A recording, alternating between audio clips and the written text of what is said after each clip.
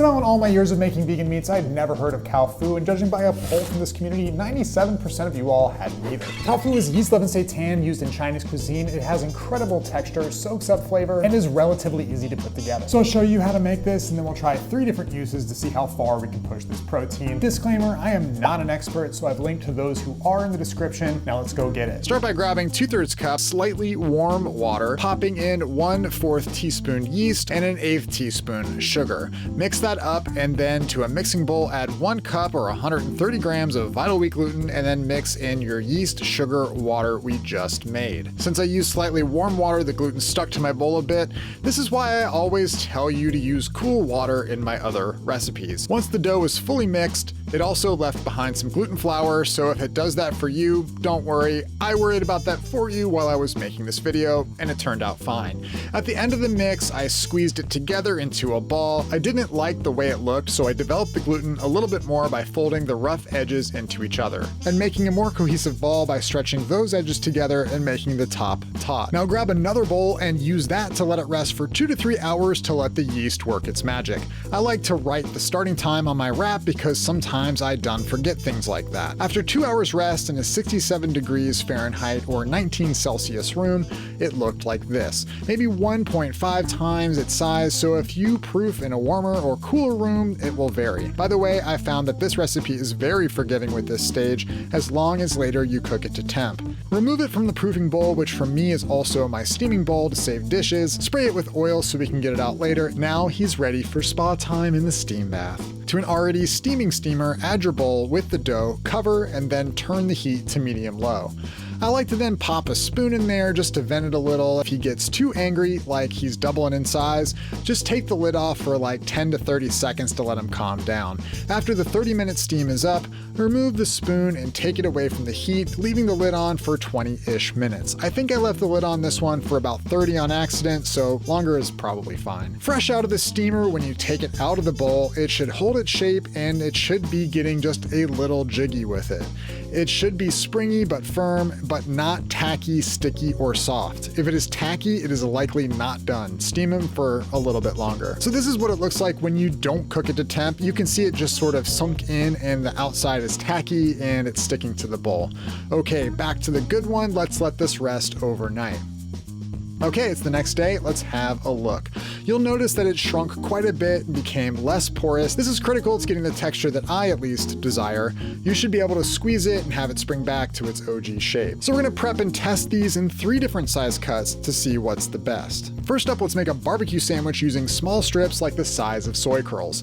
So first, cut the Kao Fu into 1/4-inch strips, but you don't have to be exact here, and cut at an angle so you get a whole bunch of different small sizes to help with the texture. None of them should be much longer than an inch. Add them to a generously oiled pan and hit them with some salt.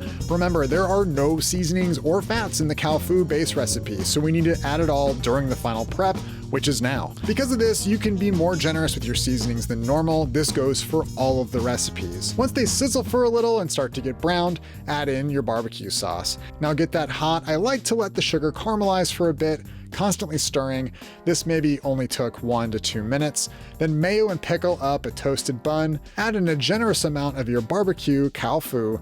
Pop in some more sauce if you want, and then dig in. You can't go wrong with mayo, pickle, and barbecue sauce, and the texture of the Kao Fu is super fun. Next up, we're gonna make a cheesesteak sandwich testing really thin sliced strips using a whole Kao Fu, like really thin. Don't be afraid to almost cut them too thin here, and it is okay for some of them to be different sizes. Then let's soak them in some veggie stock. Make sure you press them a little bit to make sure they soak up the flavor juice, and after at least an hour or ideally overnight rest, it is time to cook. So out of the stock, I didn't like the lack of color my strips had, so I simmered them with some browning liquid. This is totally optional. Drain them and pop them on a well-oiled skillet and hit them with some salt. One thing I wish I did was chop them up more, like a chopped sandwich style as they shrunk as they cooked. This would have just looked a little bit better. Add sauteed onions, and once everything is hot, add a tablespoon of leftover stock to get it steaming, 4 slices of vegan cheese, and get that covered. When the cheese is melted, stir that around to get everything covered in cheesy goodness. To assemble, melt cheese to a toasted bun, generously add your Kao Fu, and crown your king. Look at that hungry boy in the back. For style points and ergonomic eatability, wrap parchment paper really tightly and then cut it in half. This is to compress it all into a shape for maximum biteability. So let's see, we have our sandwich teed up here on the green. The crowd has quieted to a hush. Let's see if the sandwich is a hole-in-one. So good. I don't know, Jim. He's talking with his mouth full. That's a big no-no for a wannabe food influencer. That must be a good sandwich, Jim. So for our third and final test, we're gonna cut thick strips and make a quesadilla. So cut them in 1/2-inch lengthwise strips. I'm thinking that these will be really nice fajita style strips with the yeast risen areas absorbing the marinade. Speaking of the marinade, we'll be using the Burger Dude's Chipotle Mayo marinade from his Chipotle Quesadilla video. So adding mayo, Chipotle adobo sauce, and some other seasonings. Mix that and squeeze them in the sauce so they get all juicy and let them rest overnight. The next day, take them out and sear them up with some oil. I like to move them around, and if they're sticking to the pan, you should add more oil. This looks like a good sear, so let's try these out and make a quesadilla. So to a fresh burrito-sized tortilla, add a generous amount of grated vegan cheese, and then add in your strips and sauteed onions and peppers, more cheese, fold up. Now let's get this all melty. Cut it up and let's have a bite. The marinade was spectacular, the cheesiness was great, but the strips were too thick.